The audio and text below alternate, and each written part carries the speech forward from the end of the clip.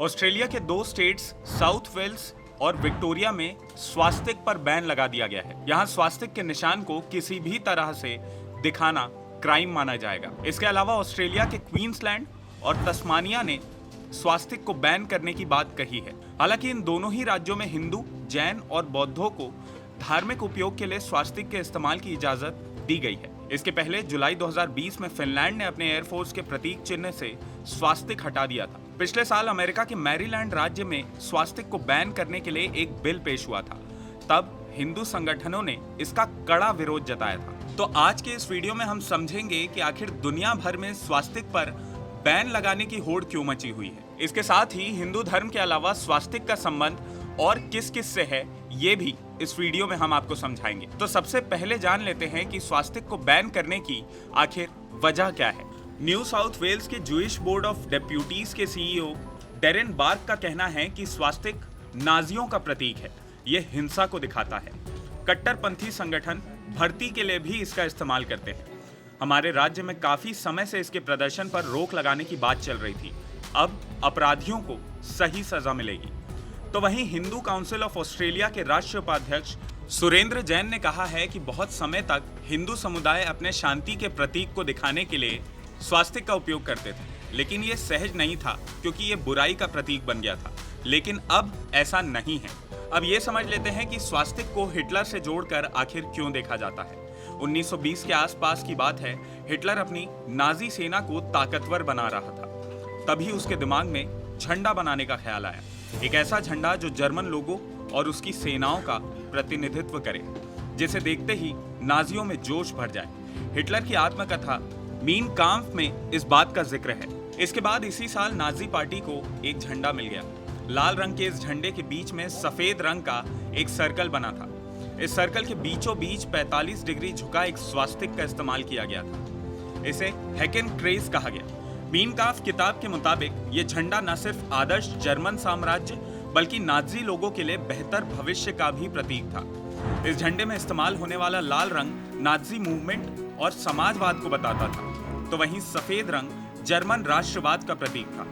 इसके अलावा स्वास्तिक नाजी लोगों के संघर्ष को दिखाता था। यही नहीं, ये आर्यन समाज की जीत का भी प्रतीक था। अब समझ लेते हैं कि स्वास्तिक पर विवाद कब और क्यों शुरू हुआ।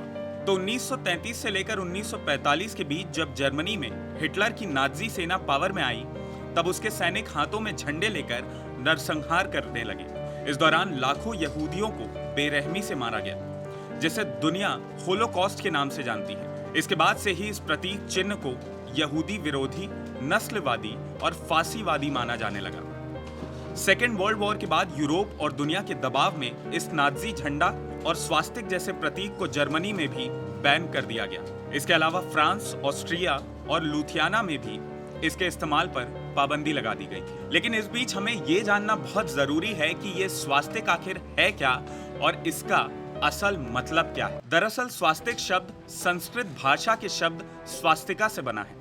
ये क्रॉस की तरह आकृति है। इसकी चारों भुजाएं 90 डिग्री पर मुड़ी होती हैं। ये भुजाएं चारों ओर एक ही तरफ क्लॉकवाइज मुड़ती हैं। हिंदू धर्म में इसे समृद्धि और सौभाग्य का प्रतीक माना जाता है। दुनिया के दूसरे देशों में जरूरत के मुताबिक इसके अलग अलग मायने निकाले जाते हैं। स्वास्तिक की शुरुआत कब हुई, इस पर दो राय है। पहली ये कि सबसे पुराना स्वास्तिक 15,000 साल पहले पाया गया था, और दूसरा ये कि 10,000 ईसा पूर्व से स्वास्तिक का इस्तेमाल यूरोप के कई हिस्सों में होता आ रहा है। 1908 में यूक्रेन में खुदाई के दौरान एक हाथी का दांत मिला था। इस पर एक पक्षी उकेरा गया था जो एक स्वास्तिक की तरह दिख रहा था। हालांकि ये किसी को नहीं पता कि पहली बार इसे कैसे और किसने बनाया। अब समझ लेते हैं हिंदू, बौद्ध और जैन धर्म में स्वास्तिक का अर्थ क्या है। हिंदू धर्म के मुताबिक करीब 3500 साल पहले भारत में आर्यन के इतिहास के साथ ही स्वास्तिक के मौजूदगी के सबूत मिलते हैं। आज भी नई गाड़ी खरीदने के वक्त या फिर नए मकान में प्रवेश करने के समय एक प्रतीक चिन्ह का इस्तेमाल किया जाता है और इसे ही स्वास्तिक कहते हैं। सदियों से हिंदू धर्म में इसे तरक्की का प्रतीक और शुभ माना जाता रहा है। तो वहीं जैन समुदाय में इसे 7वें तीर्थंकर का प्रतीक मानते हैं। जैन धर्म में यह भी माना जाता है कि इसकी चारों भुजाएं भक्त को अगले जन्म की याद दिलाती हैं। बात कर लें अगर बौद्ध धर्म की, तो बौद्ध धर्म स्वास्तिक को बुद्ध के पैरों या पदचिन्ह के निशान का प्रतीक मानता है। किसी किताब के शुरू और आखिरी पन्ने पर इसे बनाया जाता है।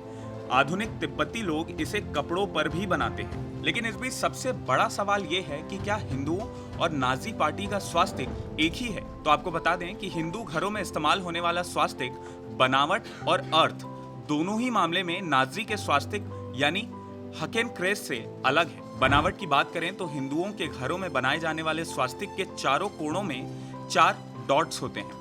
ये डॉट्स 4 वेदों के प्रतीक है, जबकि नाजी झंडे पर बने स्वास्तिक में ये डॉट्स नहीं थे।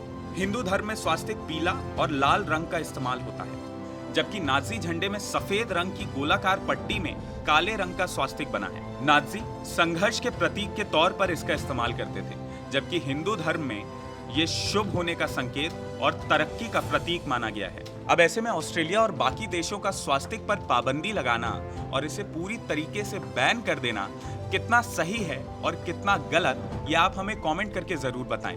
अगर आपको ये वीडियो पसंद आया हो तो इसे लाइक और शेयर करना ना भूलें और IBC 24 की YouTube चैनल खबर विभाग को जरूर सब्सक्राइब करें।